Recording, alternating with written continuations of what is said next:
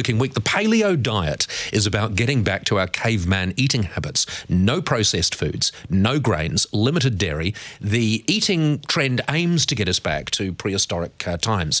One believer is Australian superstar chef Pete Evans, who's now decided the world needs a cookbook of paleo for babies. Pete's released the book online after publishers, as I was saying before, backed away from it, fear of death.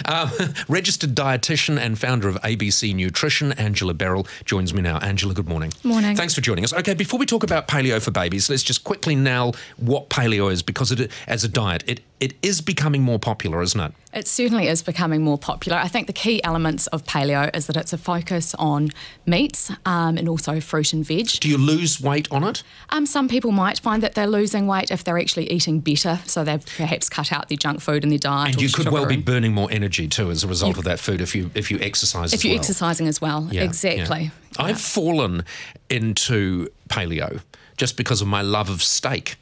And so I find that when I thought about this, I thought, with the exception of dairy, which I also eat, I'm pretty much, Hillary told me this morning, she said, you are paleo, you just don't call yourself paleo. And I think that's one of the key things, though, is there are elements of paleo that are actually quite good, like cutting back on sugar, refined, and processed foods, and also cutting back on sugar-sweetened beverages, and the increase in promotion of fruit and vegetables and lean meats. But it's the exclusion of foods where I think there's a bit of an issue. And I suppose if we start talking about babies, I mean, that is at the most formative and, I suppose, vulnerable time in a human body's life.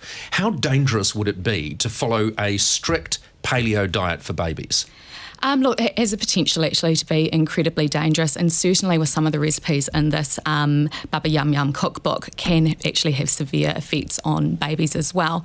So the Happy Tummy Brew has actually been reformulated, but the levels of vitamin A are still at levels that are much too high for a baby of that age. It was the Happy Tummy Brew, which is one of the recipes in this book, which was the final straw for the publishers, I think, wasn't it? Yes, it was, and yes, it has been reformulated, but as I said, those levels of vitamin A are much too high. They're about 4.5. Worry when you've got experts who put this book together and it's already at the publishers and someone says, hello, this could kill babies. Doesn't that cast a worry over all of the other recipes as well?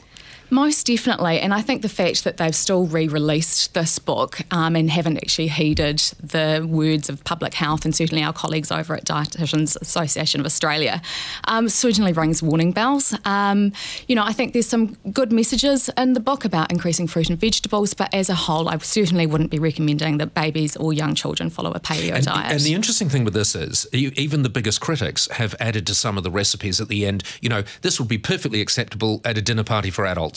It just isn't something you need to feed a child on. So we talk about the need for a well-balanced diet. Is it more important at those very formulative stages with babies that their diet is well-balanced and includes a range of foods? Exactly, and one of the issues with the paleo diet is it does cut out things like dairy, grains and legumes. So for a child, they might be cutting out a significant fibre source and also dietary calcium, which of course they need for their growing bones. There just hasn't been the research done in children, let alone toddlers and babies, to know actually how beneficial or the major detrimental effects of the paleo diet as such. But I think we really need to be going back and focusing on the Ministry of Health Food and Nutrition Guidelines for babies and toddlers, which includes all foods, and ensuring that actually children grow up with a healthy relationship with food. They're not food shaming or they're not banning certain foods, because recent evidence actually shows that children, if they're having foods that are banned or foods that are shamed or punished because they eat a certain food, actually end up eating higher fat, higher sugary foods. The mental emphasis, when something is banned, when it's taken away from you, it's all of a sudden classed as something that's a bit special. So the emphasis in your mind is increased on that particular food product. Exactly. We were just talking yesterday about a study in Britain that showed how many children had no idea where natural foods came from. And so this is all part of what you're saying as well. It's important that children have a good knowledge and a healthy relationship with food. Exactly. And I think, it's important to actually start at those really formative years. And we need to be the gatekeepers and actually teach our children what moderation is. But we also don't need to be excluding foods unnecessarily. Oh, imagine those touchy-feely twats that go around trying to get paleo recipes for children, thinking they're doing the right thing. Angela, thank you very much for joining us. It's always good to talk to you. Angela Berril, registered dietitian and founder of ABC Nutrition.